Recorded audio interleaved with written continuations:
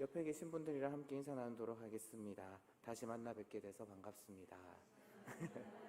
예, 아까 권사님께서 기도하신 것처럼 요즘에 참 어수선한 일들이 참 많아서요. 이렇게 나와서 예배 드리는 것도 정말 은혜인 것 같습니다. 예, 그래서 정말 반갑고요. 이제 하나님 말씀을 함께 나누도록 할 텐데요. 오늘 우리가 읽었던 말씀은 사무엘하 12장 말씀입니다.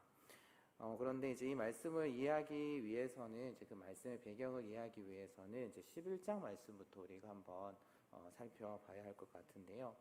사무엘하 11장 말씀을 보시게 되면 우리가 너무나도 잘 아는 사건이 나옵니다. 바로 다윗과 밧세바 사건이 나오죠. 암몬 족속과의 전쟁 중에 다윗은 홀로 궁에 있었고 옥상을 거닐 때에 그때 이제 목욕하고 있던 밧세바를 보게 됩니다. 그때 이제 다윗의 마음에 음욕이 생겼고 밧세바를 불러서 동침을 하게 되죠. 그래서 11장 4절을 보게 되면 밧세바는 자신의 부정함을 깨끗게 하였다라고 그렇게 기록되어 있습니다. 율법을 보게 되면 여성분들이 이제 월경을 하고 나면 일주일 동안 부정하다라고 그렇게 여겼고, 그런데 지금 밧세바가 자신의 불결함을 깨끗게 하였다라는 것은 그녀가 임신할 수 있는 가임기였다라는 것을 우리가 확인해 볼 수 있습니다. 그때 이제 가임기였을 때 다윗과 동침하였고 5절 말씀을 보게 되면 결국에는 밧세바는 아이를 가지게 됩니다. 그리고 또한 그 사실을 이제 다윗에게 와서 고하게 되죠. 다윗은 자신이 이제 가늠한 그러한 사실을 숨기기 위해서 처음에는 우리가 그나마 좀 납득할 수 있는 그러한 방법을 씁니다. 그러니까 아직 전쟁 중에 있던 그 밧세바의 남편 우리아를 불러들이고 우리아가 밧세바와 잠자리를 갖게 함으로 인해서 자신의 잘못을 덮으려고 하죠. 그런데 문제는 이 우리아라는 신하가 너무나도 충직한 그런 신하였다라는 점입니다. 그러니까 다윗의 생각대로 움직이지 않았다라는 거죠. 지금 다른 군사들은 암몬과의 전쟁 중에 생사의 갈림길에 있는데 자기만 아내와 편하게 지낼 순 없다라고 그렇게 이야기를 하는 것이었습니다. 그리고 또한 11장 11절의 말씀을 보게 되면 아마 암몬과의 전쟁 가운데 언약궤가 있었던 것으로 보입니다. 그래서 그렇다라고 한다면은 지금 암몬과의 전쟁은 그냥 단순한 전쟁이 아니라 바로 여호와의 전쟁, 거룩한 전쟁인 것이죠. 그렇기 때문에 우리아는 제가 더욱더 여기에 있을 수는 없습니다 라고 그렇게 계속해서 그러한 의견을 나타내었던 겁니다. 그러자 다윗이 우리아가 자신의 생각대로 움직이지 않자 결국에는 도저히 상상할 수 없는, 인간의 생각으로는 도저히 상상할 수 없는 그러한 방법을 사용합니다. 그래서 우리아의 상관이었던 요압에게 줄 편지를 써서 돌려보내게 되죠. 그런데 그 우리아가 들고 가는 그 편지 안에는 바로 우리아를 전투가 맹렬한 곳으로 보내어서 우리아가 군대 앞장서게 하고 결국 요압과 군사들은 뒤로 빠져서 결국에는 우리아가 죽도록 만들라라는 그러한 어마무시한 그러한 계획이 담겨있는 그 편지를 우리아가 들고 요압에게 전달해 준 것입니다. 어떻게 보면 직접 죽이는 것보다 더 악한 그러한 방법이죠. 결국 다윗이 계획한 대로 우리아는 죽게 됩니다. 그리고 자신의 남편의 죽음 소식을 듣게 된 밧세바는 애도하는 기간을 가지게 되고 그 기간을 마쳤을 때에 다윗의 아내로 들어오게 되죠. 결국 이 사무엘하 11장 말씀에서 우리에게 이야기하고자 하는 것은 무엇이냐면은 지금 이스라엘에게 있어서 그 절대 주권자인 왕인 다윗을 누가 재판할 수 있겠는가라는 그러한 질문입니다. 그러니까 왕인 다윗, 그가 잘못했을 때 과연 누가 그의 잘못을 지적하고 또한 그것에 대해서 재판할 수 있는가라는 것을 묻고 있다라는 거죠. 사실 인간적인 관점에서는 아무도 없습니다. 고대 근동에서는 왕의 말이 곧 법이었기 때문에 사실 왕의 잘못을 이야기할 수 있는 사람은 아무도 없었습니다. 목숨을 내놓지 않는 이상 왕의 잘못을 이야기할 수 있는 사람은 없었던 것이죠. 그런 11장의 질문, 누가 과연 다윗을 재판할 수 있는가 라는 그러한 질문에 대한 대답을 12장에서 하고 있다라는 겁니다. 절대 주권자인 왕의 잘못을 지적하고 재판할 수 있는 존재가 있다라는 것이죠. 그 존재가 바로 누구인가? 바로 하나님이시다라는 것을 이야기를 하고 있다라는 겁니다. 그래서 12장 말씀에서 하나님은 선지자 나단을 보내어서 다윗의 잘못을 지적해서 우리가 잘 알고 있는 한 이야기를 들려주게 되죠. 그러면서 이제 심판의 내용을 선언하게 됩니다. 자세한 내용은 다 이 시간에 다 다룰 수는 없고요. 다윗의 집안에 대한 내용들만 한번 함께 읽어보도록 할 텐데요. 사무엘하 12장 9절에서 10절 말씀 한번 함께 앞에 화면에 나오는데요. 한번 함께 같이 읽어보도록 하겠습니다. 함께 읽겠습니다. 그러한데 어찌하여 내가 여호와의 말씀을 업신여기고 나 보기에 악을 행하였느냐? 내가 칼로 햇사람 무리아를 치내 암몬 자손의 칼로 죽이고 그의 아내를 빼앗아 내 아내로 삼았도다.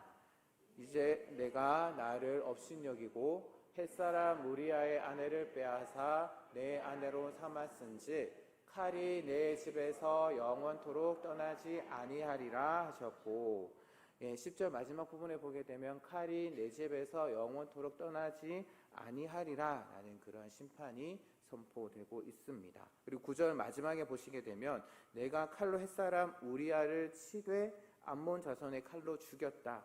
그래서 그에 상응하는 심판으로 칼이 내 집에서 영원히 떠나지 아니하리라 라는 그러한 심판이 이제 다윗의 집에 주어지게 된 것이고요.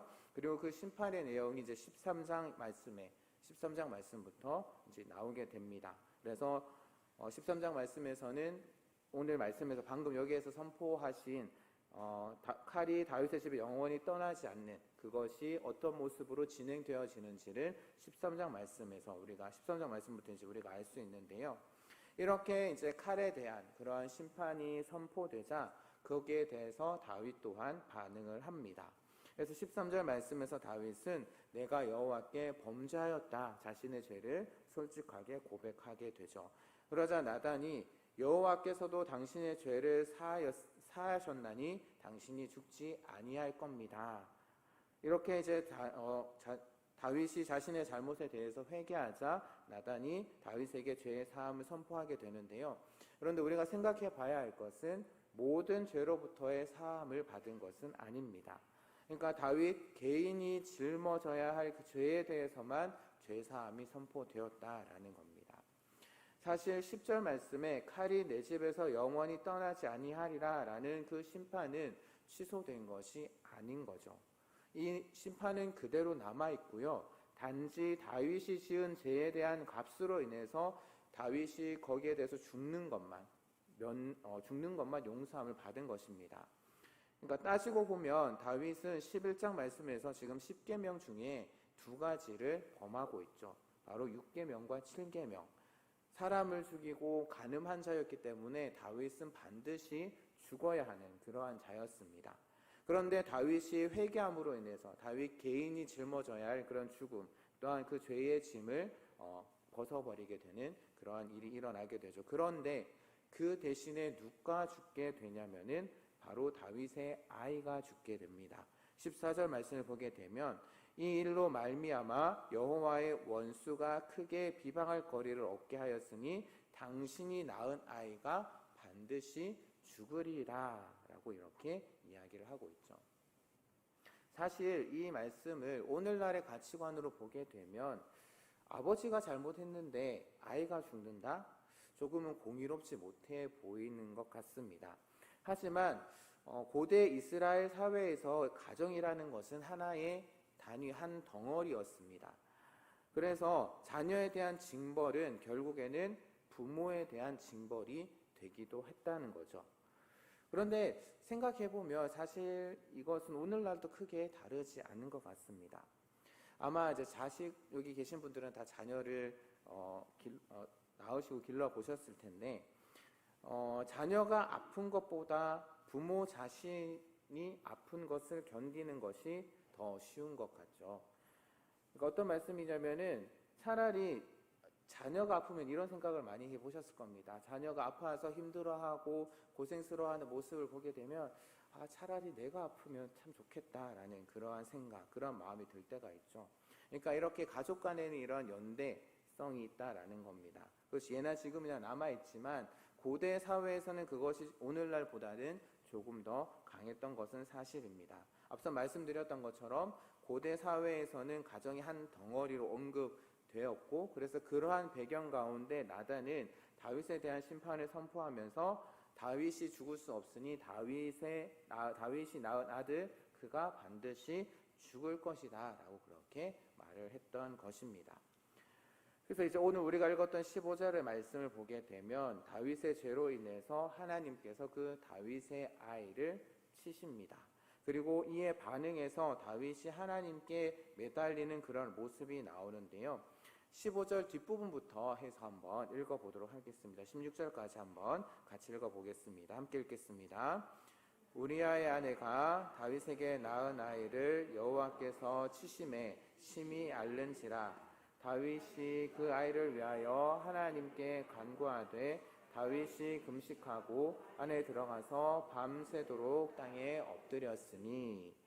그러니까 아이가 살아있을 동안에 지금 다윗은 어떻게 하냐면은 철저하게 하나님께 매달립니다. 그러니까 다윗이 이렇게 철저하게 하나님께 매달리는 것, 매달리는 이유는, 매달리는 행위는 아이를 치신 것이 하나님이시다라는 것을 인정하는 것과 동시에 또 다른 한편으로 하나님께서 치셨기 때문에 그래도 하나님께서 살리실 수 있다라는 것을 알고 믿고 그래서 하나님께 매달렸다라고 그렇게 우리가 볼 수 있다라는 것이죠. 그런데 이렇게 다윗이 하나님께 매달렸음에도 불구하고 18절 말씀을 보면 7일 만에 아이가 죽습니다. 그런데 아이가 죽었을 때 다윗의 행동이, 그런데 우리가 생각했을 때 좀 하나님께 원망하고 이렇게 해야 될 것 같은데 다윗의 행동이 전혀 달라진 것을 우리가 볼 수 있는데요. 19절과 20절 말씀을 또 함께 한번 읽어보도록 하겠습니다. 19절과 20절입니다. 함께 읽겠습니다. 다윗이 그의 신하들이 서로 수군거리는 것을 보고 그 아이가 죽은 줄을 다윗이 깨닫고 그의 신하들에게 묻되 아이가 죽었느냐 하니 대답하되 죽었나이다 하는지라. 다윗이 땅에서 일어나 몸을 씻고 기름을 바르고 의복을 갈아입고 여호와의 전에 들어가서 경배하고 왕궁으로 돌아와 명령하여 음식을 그 앞에 차리게 하고 먹은지라. 아멘. 어떤 생각이 드십니까? 다윗의 이 행동에 대해서 납득이 가시나요? 이해가 되시나요? 아들이 죽었는데, 아이가 죽었다라는 소식을 듣자마자 딱 울음을 그치고 모든 것을 몸을 씻고 기름 바르고 의복을 갈아입고 정상적인 그런 생활을 해 나가는 그런 다윗의 모습이 혹시 여러분들이 납득이 되시나요? 그런데 조금 과장된 모습인 건데 저는 여기서 조금 신학적인 그런 의미를 발견할 수 있지 않을까 생각해 보았습니다. 그러니까 아이가 살았을 때에는 그래도 하나님께 매달려 볼 수 있습니다. 하나님께서 우리 아이를 살려주실 것이다 라는 그런 생각에 하나님께 매달려 볼 수 있지만, 그런데 하나님이 그 아이를 데려가셨을 때 더 이상 매달리는 것은 불가능한 것이고 그냥 하나님께서 결정하신 일이기 때문에 그대로 받아들이는 것만 남아있는 그러한 상황인 것이죠. 우리가 하나님께 기도할 때도 마찬가지가 아닐까 합니다. 사실 하나님께서 우리의 기도를 들으시고 어떻게 하나님께서 결정하실지 사실 우리는 알 수가 없습니다. 우리가 알 수 있는 것은 하나님께서 우리 삶에 개입하시면, 내 삶의 문제에 개입하시면 해결할 수 있다라는 것만 알 수 있지 하나님께서 어떻게 개입하실지, 아니 하나님께서 개입하실지 안 하실지, 또 하나님께서 어떻게 개입하실지는 우리의 지혜로는 알 수 없다라는 거죠. 그래서 우리가 유일하게 할 수 있는 것은 무엇이냐면은 어떻게 하든지 나의 문제에 하나님을 끌어들이는 것입니다. 그렇다라고 해서 하나님께서 반드시 끌려오시는 것만은 아니죠. 우리 문제에 하나님이 개입하시는 건 역시 하나님께서 결정하실 일이고 또 하나님의 주권에 달려있는 문제이기 때문입니다. 하나님의 결정이 나의 생각과 나의 의도와는 다른 쪽으로 나타났을 때 우리가 할 수 있는 것 사실 아무것도 없습니다. 단지 그 하나님께서 결정하시고 하나님께서 의도하신 그 모든 것들을 내가 받아들이고 수용하는 것 말고는 우리가 더 이상 할 수 있는 것은 없다라는 것이죠. 그런데 사실 생각해보면 우리는 어떻게 보면 우리 교회 가운데 하나님께 끝까지 매달리는 것, 하나님께 정말 이 문제를 가지고 끝까지 매달리는 것을 우리는 흔히 믿음이다. 그런 사람들을 보고 믿음이 좋다라고 그렇게 생각을 합니다. 그런데 우리가 끝까지 매달리다가 보게 되면 결국엔 어떤 지경까지 가냐면은 결국 하나님의 의지마저 받아들이지 못하는, 하나님의 결과, 하나님의 결정마저 받아들이지 못하는 그런 결과를 낳게 됩니다. 그러니까 때로는 우리가 하나님께 매달리면서 하나님 이 문제를 놓고 하나님께 기도합니다. 하나님 이 문제 해결해 주세요라고 우리가 막 붙잡고 기도하고 간구해야 할 때도 있지만 어떤 부분에 있어서는 그게 만약 하나님의 결정, 그것이 내 생각과 내가 의도한 것과 다르다라고 한다면 그것을 그대로 받아들일 수밖에 없는 그런 경우도 있다라는 것을 우리는 이 말씀을 통해서 알 수 있다라는 것이죠. 성경에 한 가지 이런 또 예를 한 가지 들어보도록 하겠습니다. 이사야 38장과 39장의 말씀을 보게 되면 히스기야 왕이 등장합니다. 그런데 이사야 38장을 보게 되면 히스기야가 병들게 되죠. 그리고 그때 하나님께서는 이사야 선지자를 보내서 너 이제 곧 죽게 될 것이다 라고 그렇게 이야기를 전하십니다. 그런데 이 이야기를 들은 히스기야는 하나님의 말씀을 그대로 수용하지 않고 받아들이지 않고 어떻게 하죠? 하나님 앞에 나아가서 벽을 보고 기도합니다. 그리고 하나님께서는 그 기도에 응답하시죠. 그런데 39장 말씀에 가보게 되면 히스기야는 바벨론의 사절단이 왔을 때에 바벨론의 사절단에게 모든 것들을 다 보여준 것으로 인해서 이사야를 통해서 심판의 말씀을 듣습니다. 히스기야의 아들 에일부가 바벨론에 끌려갈 것이고 그래서 그들이 환관이 될 것이고 히스기야가 모았던 모든 금은 보화가 바벨론 사람들이 다 빼앗아 갈 것이고 라는 그러한 심판의 말씀을 듣죠. 그런데 그때 히스기야의 반응이 좀 의외입니다. 히스기야는 어떻게 이야기하냐면 좋습니다 라고 이야기를 하죠. 하나님의 결정을 그대로 받아들이고 있는 히스기야의 모습. 그러니까 38장에서는 하나님께서 너 이제 죽을 것이야 라고 이야기를 하니까 그것을 그대로 받아들이지 않고 매달렸다면 39장 말씀에서는 너에게 심판이 임할 것이다 라고 했을 때 그것을 그대로 받아들이는 히스기야의 모습. 그러니까 39장의 말씀을 보게 되면 히스기야는 분명 자신이 잘못한 것을 알았던 것 같습니다. 그래서 자신의 잘못으로 인해서 주어지는 하나님의 심판이기에 선택의 여지가 없었죠. 그런데 앞서서 38장에서는 히스기야는 자신이 죽을 것이다 라는 그런 말을 들었을 때 거기에서 어떻게 기도하냐면은 하나님 앞에서 올바르게 살았던 것, 제가 하나님 앞에서 신실하게 살았던 것 하나님 기억해달라고 인정해달라고 그렇게 간구합니다. 이렇게 기도하죠. 제가 흠없이 살려고 했습니다. 하나님 앞에 흠없이 살려고 했습니다. 하나님 그러한 삶을 인정해 주십시오. 특별히 내가 지금 일찍 이렇게 세상을 떠나야 할 이유가 없을 만큼 잘못하고 있지 않습니다 라고 그렇게 히스기야는 기도했던 것이죠. 히스기야는 이런 생각을 가지고 있었기 때문에 38장에서는 하나님께 매달릴 수 있었습니다. 하지만 39장에서는 자신이 이제 하나님을 배반했던 것을 알았고 교만해서 하나님을 배반했던 것을 알았고 정치적으로 또한 바벨론과 거래하려고 했다라는 사실이 들켰고 그래서 거기에 대한 심판이 이미 선포된 상황이기 때문에 히스기야의 입장에서는 하나님의 결정에 대해서 받아들일 수밖에 없었다라는 것이죠. 그래서 우리가 생각해보면 우리가 정말 하나님 앞에 기도할 때에 정말 우리가 매달려야 할 때도 있지만 때로는 하나님의 그 결정하심에 우리는 그것을 받아들여야 할 때도 있다라는 겁니다. 그런데 교회 안을 들여다보면 하나님께 무조건 매달리는 것, 정말 무조건 매달리는 것, 내 뜻이 이루어질 때까지 무조건 매달리는 것이 마치 좋은 믿음, 좋은 신앙의 모습처럼 생각되어집니다. 앞서 계속해서 제가 말씀드리지만 우리가 기억해야 될 것은 우리가 매달려야 할 때도 있지만 경우에 따라서는 받아들여야 할 하나님의 결정도 있다라는 것, 그것을 우리는 반드시 꼭 기억해야 하고 인정해야 합니다. 그래서 오늘 말씀에서 다윗은 그것을 우리에게 보여주고 있다라는 거죠. 매달려야 할 때는 매달리고 하지만 그 매달림이 하나님에 의해서 거절되었을 때 다윗은 깨끗하게 하나님의 결정하심을 받아들입니다. 22절의 말씀을 한번 함께 같이 읽어보도록 하겠습니다. 22절입니다. 이르되 아이가 살았을 때에 내가 금식하고 운 것은 혹시 여호와께서 나를 불쌍히 여기사 아이를 살려주실는지 누가 알까 생각함이거니와.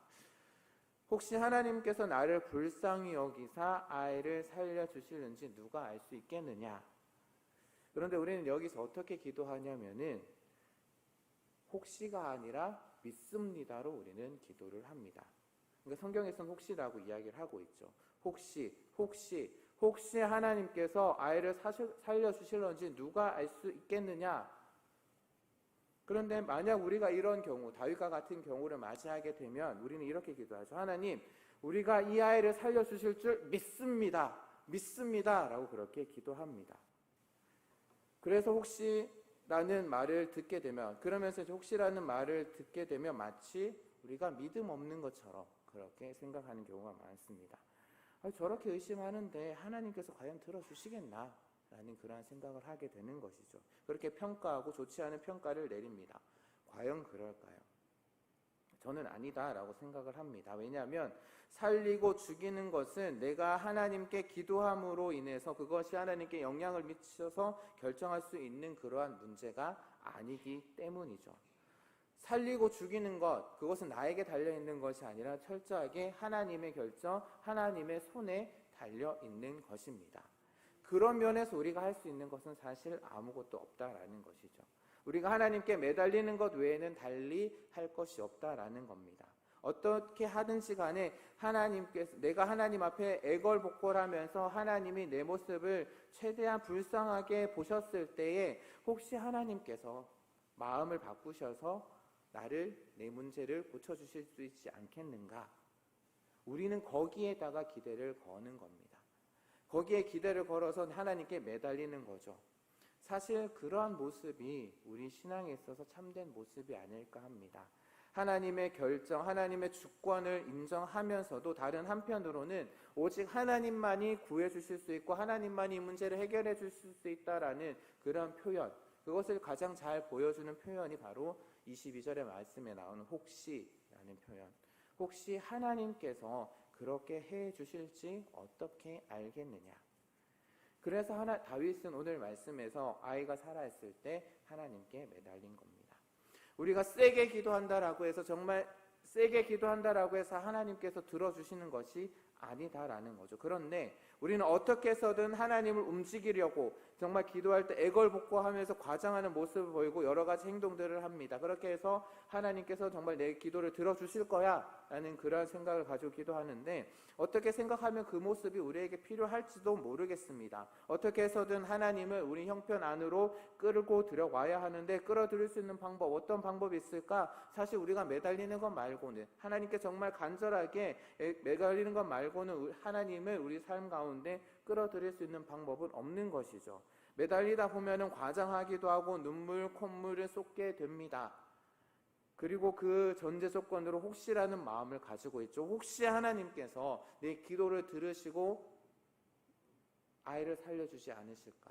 혹시 하나님께서 들어주셔서 이 문제를 해결해 주지 않으실까? 혹시 하나님이 우리 기도, 우리의 간구에 움직일 수 있다라는 것 우리는 생각하면서, 하지만 그렇지 않을 수도 있다라는 것을 우리는 늘 생각을 해야 한다라는 것이죠. 그러니까 무조건 매달리는 것이 아니라, 무조건 매달려서 내 뜻을 관철시키려고 하는 것이 아니라, 때로는 하나님의 그 결정을 받아들이고 수용하는 그러한 모습, 그것이 하나님의 주권을 인정하는 참된 믿음의 모습이 아닐까 합니다. 그래서 부탁드리기는 하나님의 긍휼을 기대하며 하나님께 매달리시며 기도하시기를 바랍니다. 하지만 하나님의 뜻, 하나님의 결정을 꺾으려고 하지는 마시기를 바랍니다. 혹시 내 기도를 들어주시 않으실까? 내가 원하는 것, 우리가 바라고 내가 간절히 원하고 기도하는 것 들어주시지 않으실까?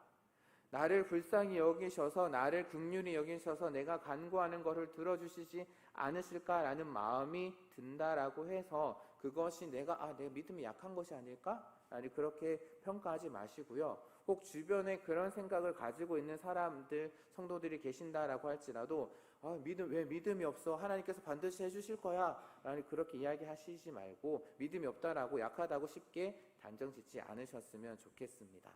그보다는 더 중요한 것은 바로 하나님의 결정을 수용하고 받아들이는 태도, 하나님의 주권을 인정하고 내 삶에 역사하시는 그 하나님의 뜻을 받아들이는 것, 그것이 오히려 참된 믿음의 모습이 아닐까 합니다.